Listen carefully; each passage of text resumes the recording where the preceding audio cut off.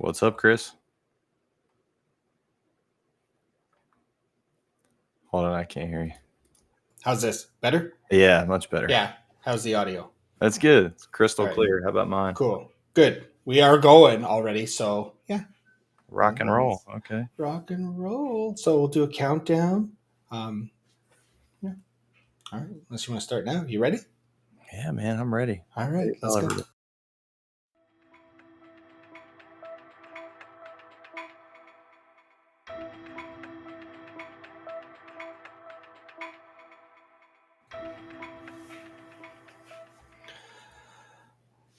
Well, hello, everybody. Here we are for episode 1 of what I like to call Scotch Now. Go ahead, Jeremy. No, I was just saying one. I was. Oh, that's right. Yeah. Numero. And we have our first esteemed guest, Mr. Jeremy Duncan of ServiceNow and Certified Master Architect fame, who has, in my opinion, the second coolest setup in the background going on. Number one does have to go to Mr. McDermott. I don't know if you've ever seen him give a presentation, but he has like the most epic chair. Yeah. That is just like one small step down from the Iron Throne. You can't fight with the wind back. That's for sure. Oh, it's so cool. It's so cool.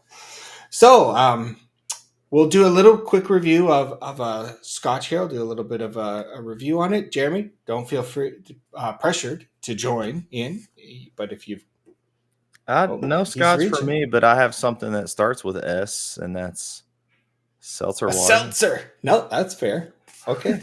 So this whole idea came up with combining two loves of mine, ServiceNow and Scotch. And then the ScotchNow idea, thank you, Paul Athwal, for that, from formerly of New Rocket. So thank you so much. I've had this idea for over a year, just never got the time to do it. And now it looks like we do. So no time like the present, Chris.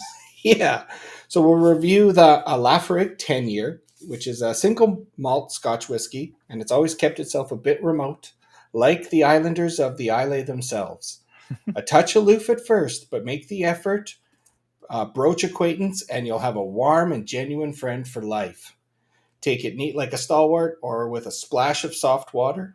Roll it around on your tongue. Release the pungent, earthy aroma of blue peat smoke and the sweet nuttiness of the barley, the delicate heathery perfume of the Islay streams. Close your eyes and imagine the waves lapping Laphroaig, the beautiful hollow by the broad bay. Okay, that's what they say. So that's how they market it. That's cool. Now, shout out to a client of mine I won't name, but this bottle was from them as a launch party. Congratulations. So finally get to use it. Nice. Yeah. That doesn't mean please don't send me. I have an extensive Scotch collection that's been many years in the making. So please don't be like, hey, I'll send you a bottle. I have lots. Thank you. Thank you for the thought, though. So, Jeremy, while we get through this bit, tell us all about yourself. I mean, I'm sure everyone that's on this has seen you before. I'm curious to know, like, we should have gotten some cake for you to go with this. I'm like Go Live cake and Scotch. Like, I kind of wonder if they go well together. I don't know. Well, the Go Live cakes that I do with my clients is I'll fly out to your cake party and I'll do a ServiceNow magic show after or during that cake party. Okay. Yeah. So magic cake and Scotch. Ooh, right. Wow. Try that. The magic isn't as good if I'm having the Scotch, but it's much better if you are. So is Laphroaig? Where is this bottled? What region does this come from? The Islay. Yeah. So where? It's a region. Islay. So it's like one of the islands, I believe. It's an Islay Scotch. Okay. Now I like how. Go ahead. No. You I like how Glenn brought up Lagavulin, which totally takes me back to it's a Scotch that begins with L. So I mean, that's right. How do you not say Lagavulin and think about Ron Swanson? And the Parks and Rec. I said The Office, but it's totally. It's like those are the two shows that we like back to back. Like it's when Parks and Rec is done, we'll start The Office back over. It's like the two. Yeah. I just gave you a peek into my bedtime routine, so for what it's worth. Oh no, that's good. Currently mine is what is it? Bob's Burgers. Okay. A rewatch of that. Yeah. So full disclosure on my Scotch preferences, I am all peat and all smoke. So that does feed into just my personal preference, but I don't think I've had this one in a while. All right. So what's your rating? First sip. Well, first thing you're supposed to do is do the couple noses. So the first one burns. Mm-hmm. Second one gets the initial aromas, and then you get the undertones on the third one, and that'll influence the flavor. It's got some good bite. I like to know that I'm drinking a Scotch, so it does that. I really like it. It's smooth. I would enjoy this and recommend it. So thank you so much to the mystery client who provided it, and go get yourself a bottle of Lafroig 10-year if you want. Do you ever have it on the rocks or the rock? Sometimes. Usually I was a Crown Royal on the rocks kind of guy. That's a little fancier than Crown Royal, I think, right? Yes. Yeah, it is. Yeah, definitely. So how's your seltzer? Oh, sorry, I got to give the rating. So I would rate this a 7 out of 10 on a scale of forgetting to migrate your data alongside your update sets. So like your lookup data. Because that is something that I have done so many times. Oh, that's why it's not assigning. Lots of cool tools out there for that too. Yes. Yeah. Different ways to do that, to get your data. But one of my favorites is Ben Holyfield. Actually, it might have been John Anderson's, but yeah, it was a John Anderson special. The ability to quickly export and move and migrate data and connected data too. So with relationships and everything. So. Well, let me pick your brain on that a bit more then. So I've got a PDI project I'm working on, and I need to be able to export a bunch of data and the relationships. So when I'm saying that, think of all enhancements, all of the related records to enhancements, all the stories, the themes, the product, all that stuff. What's a good way to do that other than what I've been doing, which is just a ton of XML exports from list views? Definitely not XML exports. Let me remember the name of this. Way off. Okay. Let's see here. John Anderson of Yansa Labs has a tool. Is it called the data extract tool? Oh, come on. My memory. John Anderson, export data. I mean, essentially it is to XML, but he has a tool that makes it easy. Okay. Where are we at? Does it do the referential data as well? Yes. So yes, you can identify the tables that you want. Now I will say it doesn't at the time when I was using this back in my consulting days. I mean, keep in mind I've been in pre-sales architecture here at ServiceNow, so I haven't done implementations in about 5 years officially. So it's like I think it's called the data export tool. Hold on. I got to figure this out. Hang on. John Anderson, where are your tools? Here we go. The tools page is empty now. Did we move that to? This is his old site. I'll have to post it. I'll come back. If we can do a follow-up, I'll post it, and so we can have it here. But essentially, it's an update set you can go grab from him. We fixed a couple of things that we noticed, and this is years ago. It's probably 6 years ago, so it's probably been updated by him as well because we did share some feedback. But it's just a neat little utility that runs just another application in your menu module that you could go and essentially pick the tables that you want to export. For instance, if you want to export users and roles, right, you'd have to export user and the sys user has roles table or group membership tables. Like you still have to know. I mean, as an architect, you should, right? Especially if you're a technical architect, you should know those relationships and understand. And if you don't, just go do a little research and figure it out. That would be nice if it was automated, where it could just know, hey, I see references to these 14 tables. Let's go ahead and grab all the data. But maybe you don't want all that data. So it's kind of good for you to be able to manually pick it if you want to. But anyways, You go pick the tables that you want, export, and re-import via XML. So it's essentially using XML as the method, but Nice. a nice little handy tool to put it all together. But it's definitely a John Anderson special, and I believe Okay. it's called the data export tool. All right. Well, we'll dig that up, throw it in the comments Cool. after this. So you had mentioned solution architect, haven't been doing implementations. Yeah. You work at the mothership ServiceNow. For Yeah. anybody who doesn't know you, but describe a bit of your day to day if you don't Yeah, mind. for sure. So I have in the ServiceNow ecosystem, I would say I've played essentially every role.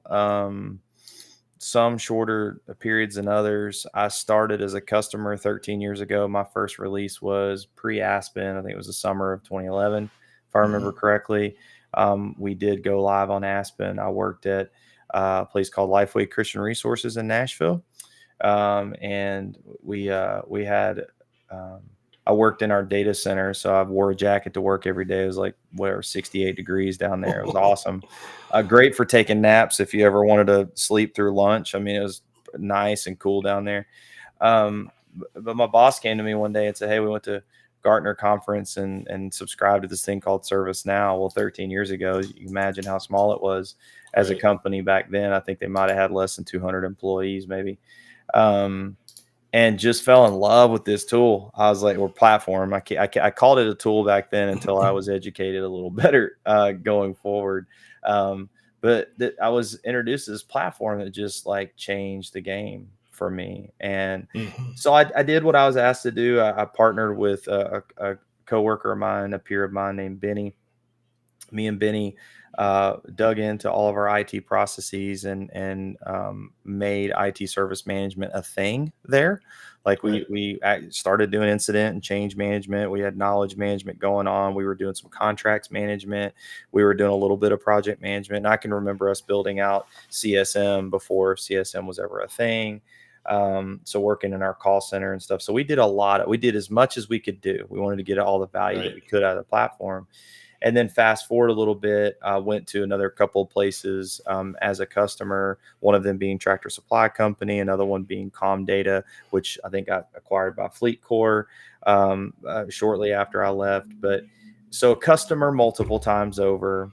Mhm. And then when I left Tractor, I went to a consulting firm called Linium up in Albany, New York. Oh, I Uh, remember Linium. yeah, Yeah. also known as Nest. Also, I think they got Yeah. purchased by Cognizant, I believe. Yep. Um, so yeah, was at Linium during their service now heyday, and worked with some amazing people. One of my favorite architects ever, Dan Cavanaugh, an amazing talent in the ecosystem. Love that guy. Still there. Um, Nice. yeah, still there. He's a long hauler there for sure, and taught me pretty much everything I know. Hmm. Definitely how to approach problems and think differently rather than just the common way. You know, I can just hear Dan in my head going, "Yeah, but," there's always a yeah, but, Mhm. and if anybody that's worked with a platform for more than 6 months knows that there's always more than one way to do things on the platform. And so always challenging my thinking. And so I credit a lot of my success and my even passion for what I do back to Dan. We still keep in communication, and I still go visit him when I Oh, can, and we still nice. connect in Vegas when we can. And um, but yeah, so then moving out of the partner ecosystem into ServiceNow, I've been here 5 years, and man, I have the coolest job in the world. Like I get to um, work with our top, I would say Fortune 500 is the easiest way to put it. A lot of them these days being probably the top 100, and then our federal government in a big way, helping them problem solve in spaces that aren't your common problem areas, right? So ServiceNow solutions for so many different things out of the box, right? You can grab off the shelf solutions for HR, field service, for IT, for legal, for Yeah. your security operations, you name it, right? And if it Right. doesn't exist, you can build it. And so we kind of live in that space where it's either bridging the gap between multiple technologies on the platform, or simply just building something brand new. Um, Mm-hmm. some of my favorite things have come out of the healthcare space. Years ago, I can remember working with a cancer research hospital it was in Canada, and they were trying to revolutionize how they do the triage intake for patients Okay.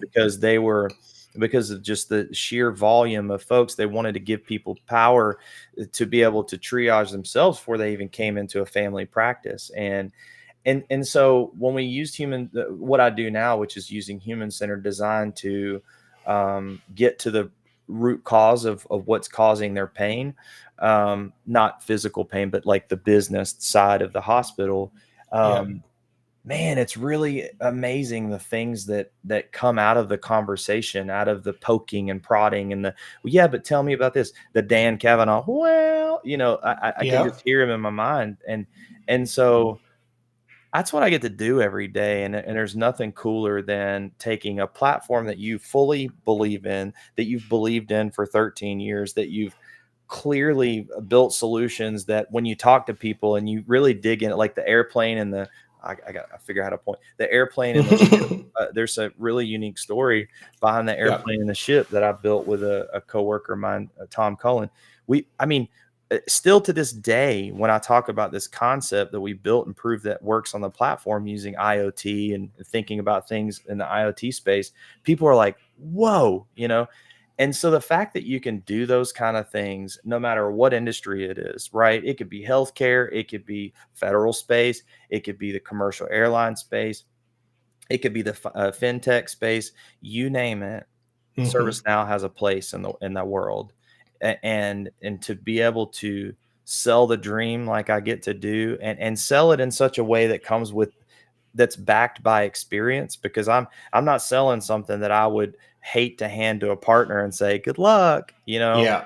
It's like legit stuff that I feel like I could put my name on, and there's just something about that, man. It's like I couldn't imagine doing anything more other than implementing what I come up with. I don't, it's not my job Yeah. today, but if I got to see things through, I think that would just be the ultimate pinnacle, to be able to see it. And fortunately, I work with some really amazing sales teams and account teams Mm-hmm. and even customers that'll reach back out to me on LinkedIn and say, hey, we're going live with that in 2 weeks. um, Oh, that's awesome. yeah, and it's happened enough times now where it's like this just continues to be just the most amazing job. And so, yeah, so I know it's a long stretched out version, but That's fine. uh, I definitely get to do a really cool thing every day. So I'm grateful for that. Well, that's amazing, and you're just such a great guy, and you give back so much. So it's lovely to hear that you get a lot out of it as well.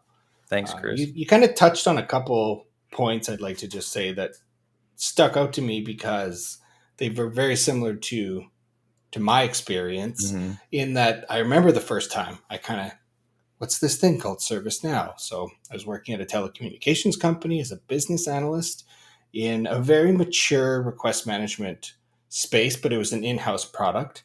And one of their request management customers was moving to this thing called ServiceNow because it can unify incident and service catalog. That was the sole reason, at least as it was explained to me at the beginning, plus with a roadmap to build more. And, I had to lift and shift 460 plus catalog items and their workflows. Some of them I could reuse, but that was the task over 8 months. But 3 weeks into this, I remember calling my mom saying, all right, you need to brace yourselves again. Because I had kind of done some major career shifts. I said, I'm going to change my career again to this thing called ServiceNow. And I kind of called it military grade software that they let the civilians use at the time. And that stuck around a little bit for me. But that was the first experience. And when you say that you believe in the platform, that's also how I feel about it. While it is, in my opinion, one of the best pieces of software out there, Hmm. and the fact that you can flexibly deliver almost anything. I can't remember the last time I said ServiceNow can't do that. Yeah, I've it's said more of a ServiceNow shouldn't. shouldn't. Right. Yeah, right. It's like, and usually the only reason it shouldn't is because you've already built it somewhere else. It's like you shouldn't really go to Agile because you've been using Azure DevOps for 5 years, and I'm not moving all that data over, Right. type of a thing. But Yeah. honestly, Agile development is better, I think, in the platform because now Yeah. you can automate creating changes. Yeah. That's the current task that we're working on with one client right now, and they're like, "What, really?" I'm like, "I'll build you a little button, Yeah. and you click create change, and it'll go from your enhancement and do all your stories." Yeah. Yeah. Yeah. And really an automated shifting of dates. I can remember, if Mm-hmm. Dan watches this back, he probably get hives remembering having to when we would add a change task or even change a change task as a part of maybe something that we had a template for, rather than shifting dates on the overall change, it would, it's manual. And Mm-hmm. now that being automated, there's so much that changes in this platform on a daily basis. It's really hard to keep up. It's humbling. You Mm-hmm. realize how smart you're not when you read like the Xanadu release notes. I mean, we've had many internal welcome to Xanadu calls, right? Offered by many different groups, and seeing their perspectives is really incredible. You can listen to the Tech Now episode by our developer advocates, and they're going to tell you all the cool things from a techie perspective, but a lot of platform stuff, right? Not like Right. specific, like, hey, now you've got Now Assist in this TPSN, technology and portfolio management area, or the specific stuff like that comes in the greater go-to-market conversations. But like, so with Tech Now, and then you get again the go-to-market discussions where you're looking at 200 plus slides of feature changes, and you start to count the number of hundreds of things that change with every release, and you're like, oh my gosh. And so Yes. back to what you were saying earlier, even 10 years ago on this platform, I was struggling to figure out what I couldn't do, because Yes. what Fred Luddy built was a platform that enabled you to kind of go build what you would dream up. And here's the Yes. beauty of it. And there are people that reach out to me and like, I want your joy. I want to experience what you experience in your job. And I'm like, cool, let's go on this journey. And I want to hats off to you, Chris. I know you're working with folks that I've been mentoring, and you've gone the Mm-hmm. extra mile to give them time and airtime, and talk about, highlight the beginnings of their career, and even helping them with some hands-on experience. I applaud you for doing that, Oh, taking the time thanks. out of your Yeah. day. Um, Shout out to Sarah. Sarah's group, we're giving you Yeah. love out here. Sarah is an amazing, listen, she shows up at the dev meetups in Nashville. She's Mm-hmm. she is here and present and ready for her challenge. And so I know that her career is going to take off, and I can't wait to see that. I Folks like agree. Yeah, Yeah. folks like Chris Brunt, who are currently in the ecosystem working for an esteemed partner. Like, I love seeing lives change. But here's what's cool is you talk to techie people, developers and front end developers who build websites, and they're like, oh yeah, man, I can build a Wix site in no time, and I can do this and I can do that.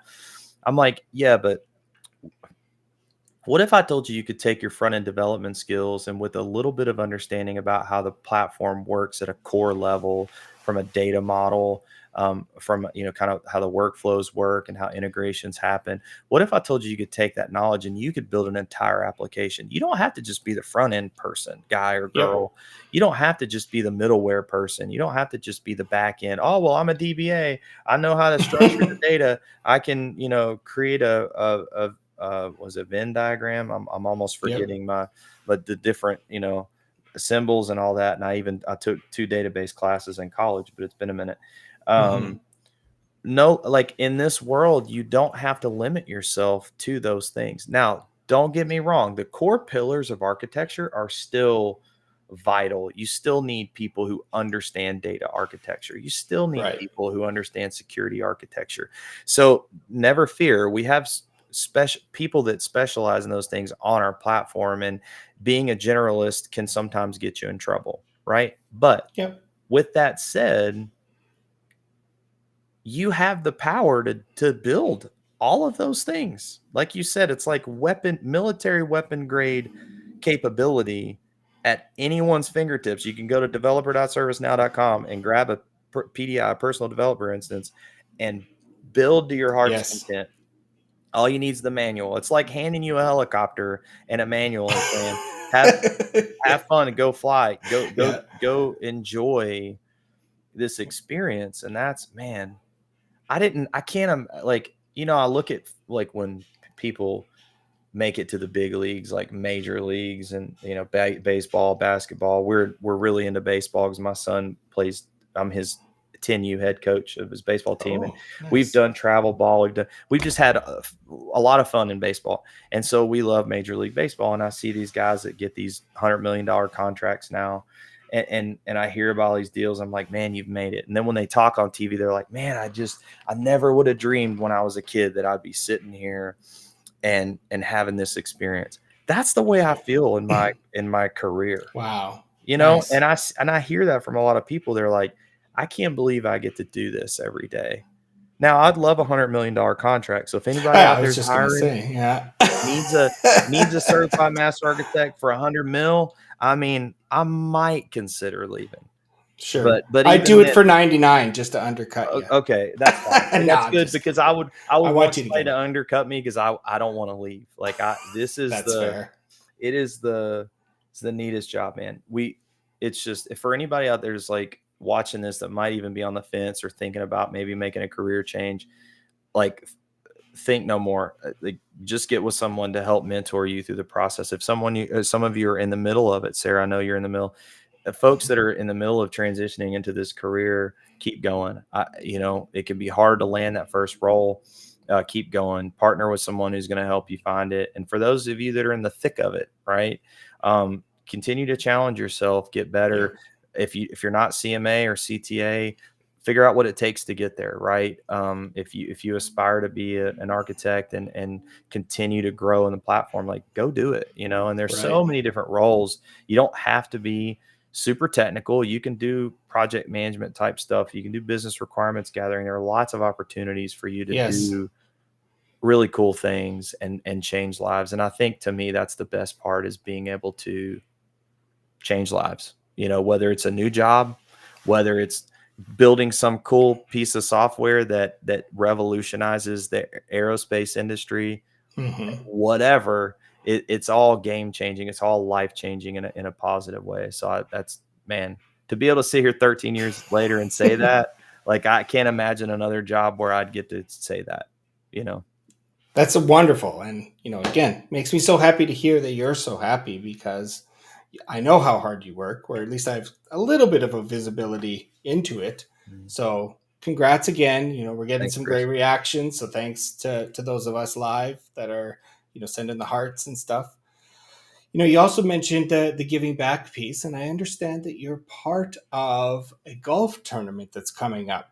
Yeah. So, fun fact: we are connected on LinkedIn, and we've talked and met at Knowledge and a few things like that. But in addition to that, I saw you post and ask for some help on sponsorships, and we're pretty big into it. And this is one of the rare times you'll hear me speak of an actual thing that we've done. But we did sponsor a hole, and I did speak to the lady today, and it's all done. Thank you, Chris. Appreciate that. So you're doing a golf tournament. Tell me a bit about the golf tournament, what the Yeah. charity is, and hopefully I can pick hole number 6. That's my favorite number. But if not, I Oh, don't did care. I'm did just you happy to be a part of it. did you tell her that's the one you wanted? No, because I didn't want to be. Oh no, It's all about the cause, so really I don't. know, I but just said that's a joke, man. you Don't get your don't do preference. it. So number 6, okay. Oh, I'm a number whatever. 7 guy, so everybody has their Oh, number. nice. Yeah. All right. So So tell us about the charity. yeah, so it's actually our Crime Stoppers. So I was in law enforcement for about 10 years here in Hendersonville, the city I lived in, and I technically live in Gallatin now, which is like a hop, skip, and a jump over. I can probably hit a golf ball to Hendersonville city limits from my house. But so I was a police officer for them, and just through contacts, I was asked to be on the board. So they nominated me as the vice president of Mhm. The Hendersonville Crime Stoppers, and so we work with all of Sumner County. We work with Gallatin Police, Hendersonville Police, and we help them when we have a major crime happen in our city. We help appropriate funds to investigate. right? So Right. whether it's a missing persons case, what that sometimes gets a little gray, but definitely criminal activity. We help. So if you see like on an info commercial or whatever, it's like, hey, $1,000, reward for information pertaining to this crime. That's what we do. So we meet as a board, we Oh, vote on cool. that. But our big push for fundraising for that is this tournament. So we're hosting a golf tournament in October, and we can share the flyer. I think that would help. But Totally. at Bluegrass Country Club in Hendersonville, so you can be a whole sponsor. You could be um, we have different levels of sponsorship. You can sponsor an entire team, which comes with the whole sponsorship as well as a ad on a big banner. So if anybody feels so led, feel free. We're grateful for that. And Chris, I Yeah. appreciate you. Listen, Of all the way in course. Canada, supporting a cause down here in Middle Tennessee. It shows where your heart's at. And I appreciate you being willing to give to that. It is for good reason, for good cause. It definitely helps with some of the investigation into the crimes that happen in the city. So it's really Yeah. cool. It's fun. It's just making the world a better place, even though it's not my part of the world just yet. But maybe next year with some planning, I can Ooh, come down and lose an entire sleeve of balls there, or come on, man. a whole box of them. So I've Yeah, got some nice and clubs, but I'm not that good. maybe even find a home in Middle Tennessee and move here. I mean, I'm just saying, we got good barbecue. Just yeah, you do have some of the best barbecue. There's a I few hope other no things though Texans that are I on here because they like to that argue with me about that. well, okay. So I like, and on Sunday we'll be smoking 10 racks of ribs. Oh, So in Vancouver we have a few good barbecue places, but we are nowhere near what you can find in the South. And that, but Texas barbecue is very different than Nashville, yeah. very different than Louisiana. Mm-hmm. Yeah. So everybody's got their own style. And I think that sometimes you just can't compare them because the flavor profiles are so different, Well, right? Like, how do you go? Texas is dry, Tennessee's wet. Yeah, that's right. They're just And different. then there's heat in some and not others. And I'm not much of a heat guy unless I can prepare. I usually take like 2 days to get my stomach in order if it's going to Mm-hmm. be spicy food. So you can't just throw a spicy rib my way and expect me to handle it well. Mm-mm. but I can handle anything dry from Texas. But yeah, Nashville's, like you said, it's wet. So as long as I have enough wet naps, I'm okay. Yeah, Because and then a there's dry napkin doesn't do it. no, no, no. Yeah, one of those little ones that are folded up to the chiclet size, and you got to Yeah. unfold it, and you're like, by the time I think it's by design, by the time you unfold it, you've pretty much washed your hands because of how Yeah. intricate the design is. You're like, what just happened? I Yeah. don't even know what to do with this. That's an interesting service. They should have someone do that for you. Just I stand there while I eat. so interesting. Okay, interesting. I have to tell the story now that you said Sure. that because I was at Tootsie's downtown, was with a buddy one night, and I don't. So what's Tootsie? Sorry to interrupt. Tootsie's is What's a honky tonk. It's like what's a Nashville. okay? There, it's the Orchid Lounge, right? Okay. Tootsie's Orchid Lounge, and so they have like it's purple and it's got an orchid flower. There's actually a Tootsie's in the Nashville airport, so if you fly through, you can go Oh. hang out at the Tootsie's. I think it's in the C terminal. Um, and then there's the original Tootsie's Orchid Lounge on Broadway in Nashville, and it's right beside Mm-hmm. Jack's Barbecue. So by the way, you can get barbecue and you could go to a honky tonk Yeah. right next to one. Okay.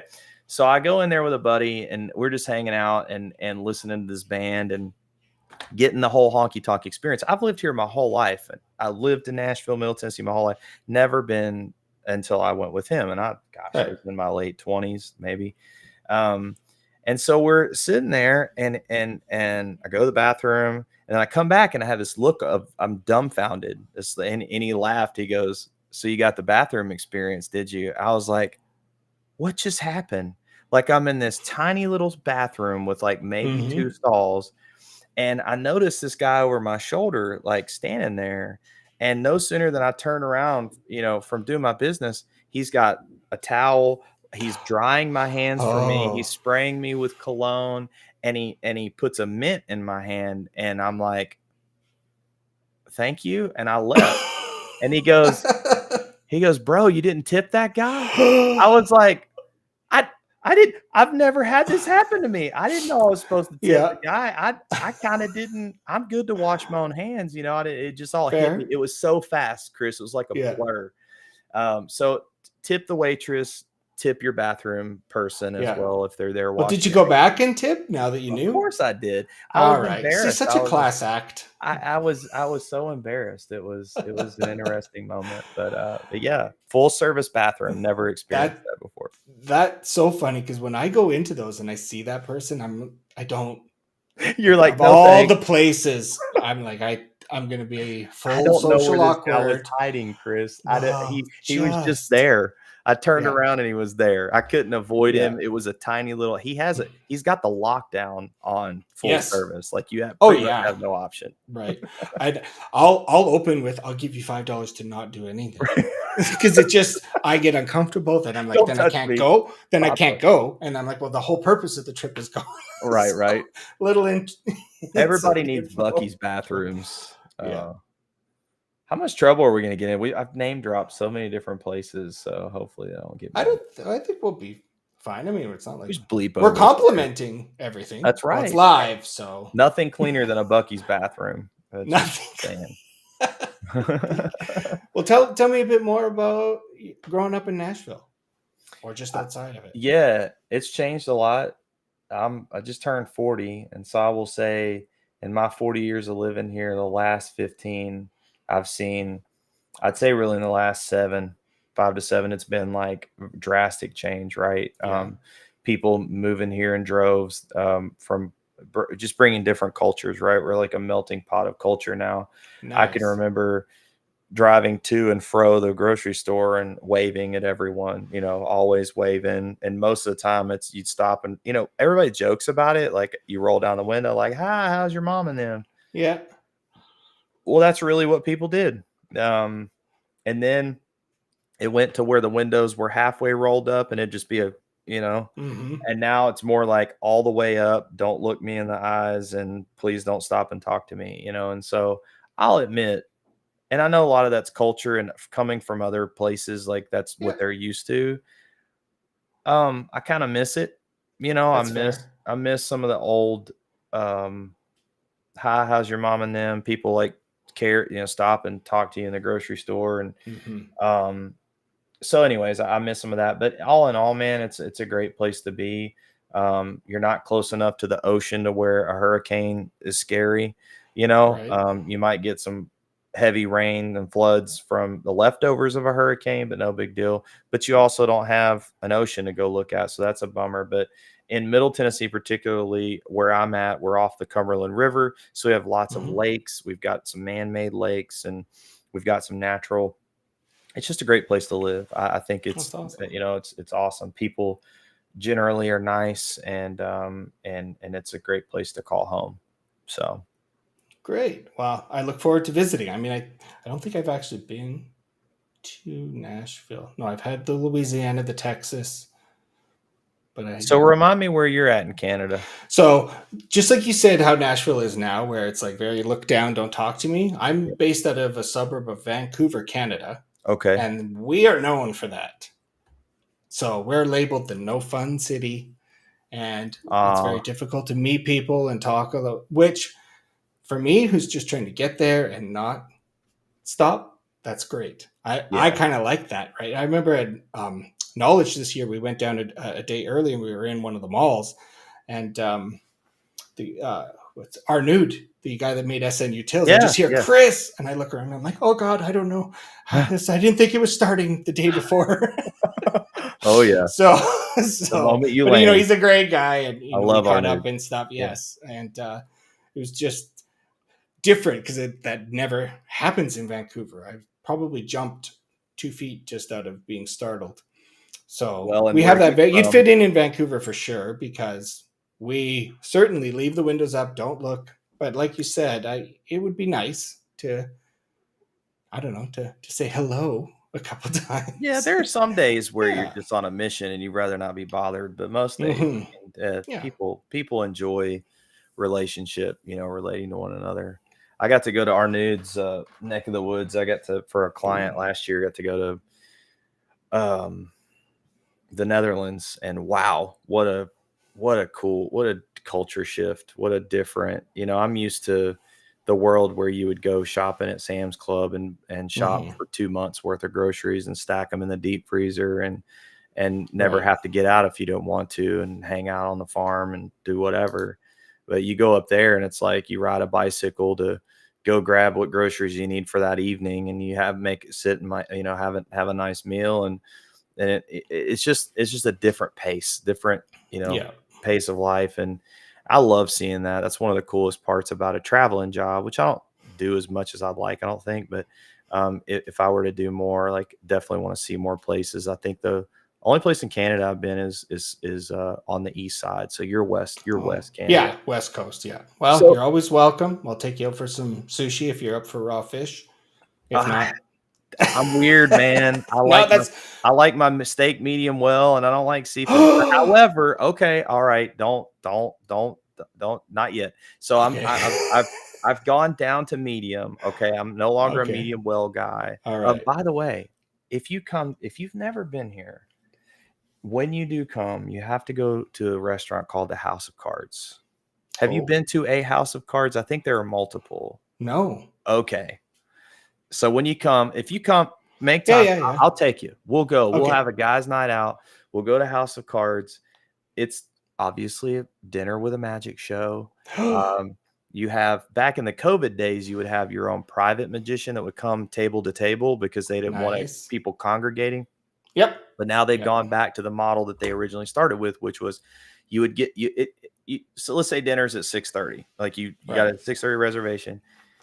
Your show, like the show that you end with, is like a 40-minute show, 30-40 minutes, give or take, is Hmm. at like 8:30. So you have 2 hours to kill. So they take Okay. their time. They, multiple courses, Hmm. between courses, get up, go check out actually, I think they make you finish your main course before. Anyways, you get up, you go to this booth and there's this magician. You go to that booth, there's this magician. So there's multiple magicians that are just doing their thing all night. Right. That's so cool. Dude, it is. So anyways, I've gotten to where if I can go to a place like that has good steak, I'm good with Interesting. medium. And so what Okay. I've learned about seafood, okay, and or lake food or whatever, is that the colder the fish stays, the better it is. Like, the less Yep. fishy it is. Let me put it that way. So Okay. I've always been opposed to seafood or lake food because it stinks. It smells like, the way I've always said about lake food is, if what I eat tastes or smells like what I smell when I'm catching it, I don't want to eat it. It'd be like going to a Okay. cow pasture and then cooking up a hamburger and it smells like what it smelled like. It's kind of the same thing That's for me. fair. That's fair. Now, everybody that says, "Hey man, you just haven't had proper seafood." I'm like, "Okay, well then take me to a place that I can get non-fishy fish." And they're like, Yeah. "So colder, so you're in Canada, you might can attest Hmm. to this, but so I was introduced to walleye. One of my customers, I had to go to Yeah. Fargo, North Dakota, and you can imagine how cold it gets. Like, gets 30 Hmm. below there. And they were like, "You need some cold water fish." So they introduced me to walleye, and it was Nice. fabulous. If I could get walleye here, I would probably eat it all the time. Okay. So Yeah. Well, you kind of reminded me of a comedian Jim Gaffigan's bit. He I love talks about Jim. Yeah. because he's got this bit where people are like, "I like fish. I just don't like the taste of fish." And it's like, well, then you don't like fish, and that's okay, right? I just don't like the smell of it. I don't mind it. Yeah. It's like, So sounds like you kind of like the white fishes, which are a correct. little less of the fishy taste. And I'll flip it because for me, mackerel tastes as fishy as it gets. Like, might as well have just take a spoonful of ocean water and drizzle it on. Right, And I right. love it. You And love and it. all Yeah. yeah. So we can find something that you like. I'm not sure if they would do the steak like you asked at the steakhouse. I was thinking of. Oh man. They have this thing called snow beef. If you've never had it, it's like a wagyu. It's like a particular in Mhm. this little region, and it's cold up there too. And Yeah. we ordered it one night. I think it was like $100 for a tiny little sliver, and Yeah. they're like, "This is the best you're ever gonna put in your mouth," and it was good. But you know how purple that meat was? It was Yep. like I looked at it, I was like, I don't know if I can do this. And but Yeah. boy, the flavor you can't Yeah. you It just can't melts in your mouth, Wagyu. Yeah, it right. does. I would have been okay with chewing it a little bit though if it would have Yeah. been a little more done. I'm just saying, but it No, was that's fair. It's a preference, you're right? right. So there's Yeah. nothing there. I get it a lot because I don't like pasta too much, Uh-huh. and then I also don't like cheesecake. Oh And man. see, and that there See, it is. but we'd balance each other out. See, you and I, Yeah. a night out on the town, I think we'd get along really well. Like we would Hmm. like, especially if it's things we haven't tried and we Yeah. introduce, like you never know. Like it could be, Yeah. it's just a night of mystery, you know? Well, Be I'd crazy. let you order the steak first, and Okay. then I'd say, okay, when his is done, I want you to take mine and walk it by the grill and bring them both out at the same That's time. exactly what people Yeah. say. They're like, when you get done with his crappy cut of meat, because they're all Yeah. like, you're Here's getting the like the crappiest blade, cut. Like blade they might have steak. even Yeah. dropped it on the floor. Just saying. So, I'm like, I'm yeah. good. I'm Yeah. okay with Is it. that pepper or dirt? Fair enough. So is the weather? I've always been curious for coming from a Canadian here, right? Mhm. Is the weather on the west side, north, west side, the equivalent? So when I compare Tennessee weather to California weather, Yeah. I'm always mad at how like great the weather is there, and then here it's Mhm. like terrible. So, Yeah. but you're further north. So is it Yeah. about? Is it so? If you compared Vancouver to Montreal, is it? Do you guys say the same thing about one another? It's a very different in Montreal, right? Like they get more snow. We don't get Mm-hmm. much snow. So if you work, think Seattle. That's our weather. Is it? We're Oh, so rainy? 3 hours. Yeah, we're 3 hours north of Seattle. So we're Okay. entering the rainy system or the rainy season now, and it'll Uh huh. end in about April. Uh huh.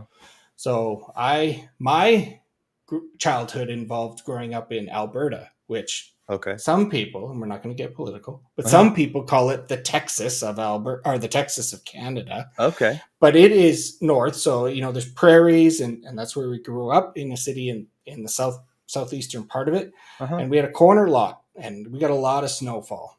Uh huh. And it was my job to one time have the double driveway and the corner sidewalk shoveled. Uh So I huh. did it after school, shoveled it, and then I get to the end of the sidewalk and I look back and it had been snowing so hard that I knew I had to do it again. Mm-hmm. So I'm 11. Life decision as the tears froze to my face, and I'm shoveling the second time. I'm like, I'm not living where it snows like this. And it doesn't snow like this in Vancouver, which I Okay. love. You can't shovel rain, but the rain does get to some people because it's overcast and you don't get a lot of sunlight. Whereas like in Alberta, you'll get tons of sunlight in the winter. So Yeah. there's no vitamin D deficiencies there, but there are here. But Right. it's a personal preference. Like as I get older, I try to become less judgy of others and more judgy of myself, especially when Yeah. it comes to like, look at that code. Ugh. Or Yeah. that Right. story's gross, or I Right. can't believe I was exporting like an idiot in front of Jeremy just through XML and I didn't know this other tool. Well, to be fair, the end result is the same. It's just a Yeah. little nicer way to get there. But Yeah. so yeah, I'm looking at Alberta. That's quite a bit further north. Yes.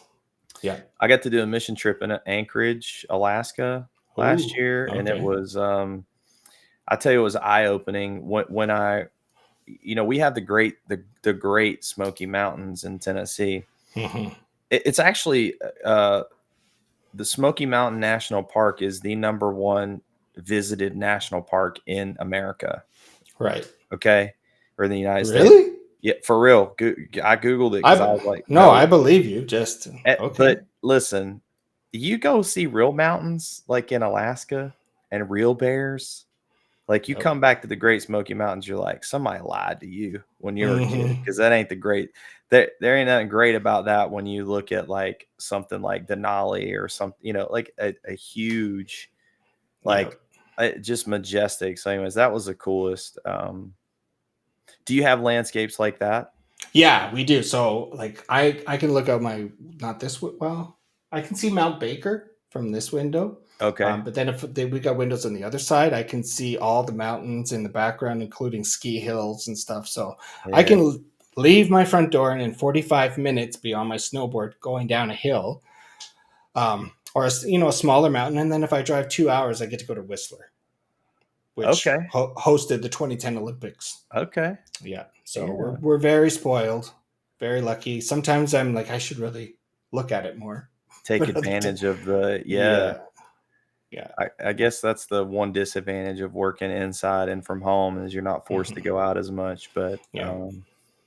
yeah, So let me pivot a bit here with sure. you, and ask you a question around the people you like to work with. So Mhm. can you describe some of the qualities a developer can have, and you would go, "Ah, I just love working with that person. I look forward to the meetings, stuff like that." Yeah. Whew. Selfishly, when I work with people like on a project, like if I have this thing in mind that I have to deliver, or something of solution that I'd like to see come to fruition, I really like working with someone who's I would consider a skilled craftsman person, whatever. I don't know Mhm. politically correct term is to That's use, but fine. Whatever. someone who's skilled in their craft, who takes pride in the work that they do. I do understand that there are all levels of developers, right? You could be new, you could be, but it doesn't matter.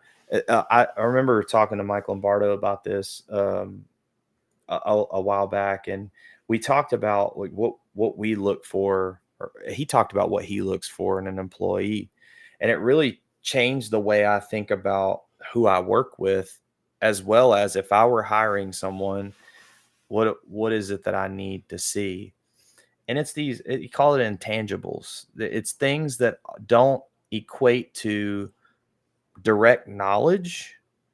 It's these intangible things that you can't even teach. It's like my 10 Right. year. I'm gonna get back to the point. I know Yeah. No. Go ahead. it's an indirect answer to your question, but when I coach baseball, I have the same comment to my boys. I'm like, guys, I can't teach you to have a good attitude. You either have it or you don't, right? I can't teach you to want to play baseball. You either want to play baseball or you don't. And Hmm. all I can do is react based on what I see. So I have 12 kids. I can play 9 at a time. Right. So I have a roster set for 6 innings. I'm benching people, but I have to be ready to change based on that environment changing. So when I think Right. about who I work with, right, a developer, I used to have to build teams or curate teams or get what I get and don't pitch a fit, right? I'd be a lead architect on a project. Yeah. I'd be a lead architect on a project and I'd get handed a team of developers from, it could either be offshore, near shore, and my neighbor, it didn't matter. Hmm. And the one thing I wanted to see out of anybody that I worked with is a willingness to get in and dig our heels in and learn together. I didn't need a hero. I don't Hmm. need, just give it all to me and I'll figure it out because I know what's going to happen with that. You're going to mean well and you're never going to get it done because you're going to overpromise and underdeliver. I Yeah. love working with people who want to work as a team and want to accomplish a goal together, and you lay your titles down, but again, you're skilled at what you do. You bring to the table things, right? I will tell Yeah. you, I'm not the number one developer in the ecosystem, right? I'm way down that list. But I don't bring that's not the thing that if I were building a Tiger team to go build Right. an app or to go, do something, I, I wouldn't put me at the top of that list. I would put someone else, and there are people. So I look for those things. Hey, you're good at what you do. You're clearly good. Yeah. Proven skills. But if you don't have that, the willingness to learn and go get it, you can't teach that. And so I, That's I would true. say with any position, Chris, you got to have those intangibles that are really a lot about just being willing to roll up your sleeves and learn and Yeah, do and it. just do what it takes. Hmm. That's what I care most about. Like, can I call you on a Sunday because the house is burning down, and will you pick Hmm. up and will you help? Because I'll do that for you. Those are the big ones for me. And looking back, I've made tons of mistakes like everybody else. I remember in my first architect role, the developer hadn't worked with the module, and I had, and I ended up not coaching. I took over and did it. So sorry, sir. Mhm. I'm sure you'll remember if you're listening, and I apologize. I've learned, and guess what? I don't do that again. I don't do that anymore, and I'm sorry that I had to learn not to do that with you. Mhm. But now it's about building and matching where the team members are. And that's Mhm. okay because I was a junior developer, I was an admin. And so I have to kind of say, figure out where they're at, close those gaps, and then help propel them forward in from where they're at towards the goal without stepping in and doing it. And be It's like, coachable. One thing I hate the most, Chris, and in life, just in general, and this doesn't it goes with what we do and really anything in life is being mhm. coachable and being willing to speak up when something's not right. Because there's nothing more annoying than 6 months later, they're like, man, I'm glad we're done with that guy. He always this and always that. It's like, why don't just say something? Yep, It's not hard to speak up, but people don't like confrontation. They don't like, it's true. Chris, those are those intangibles that you look for. You're like, hey, is this person willing to create conflict to get something done? Is this Yep. person willing to open their mouth and make some waves to try to accomplish some things? Those are the things that I love to see in people and myself. Like I learned that a lot in law enforcement, probably taught 10 years in law enforcement taught me a lot about myself, Yeah. who I wasn't, who I wanted to be. Like it opened my eyes to a whole new world.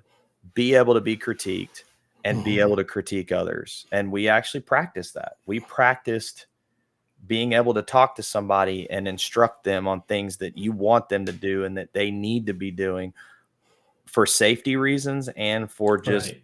learning a valuable lesson in life. And so you take that into this role too. So Well, that's great. Any closing questions for me? I know we got 5 minutes left, and yeah, who do you have any idea who's going to be number 2 on your show and what the no. next scotch is? J- Any preview of what the next not Oh, or you got no, I haven't picked the Scott. It'll probably be from the Ardbeg family.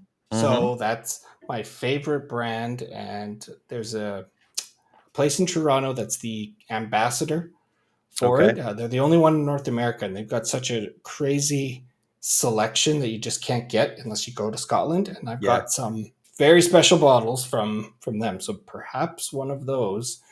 Maybe we'll open like a $400 or $500 bottle and Ooh, review that, right? But nice. the price for me is like it's fun. It's fun, but it's not. I don't go. Oh God, that one tastes so much better.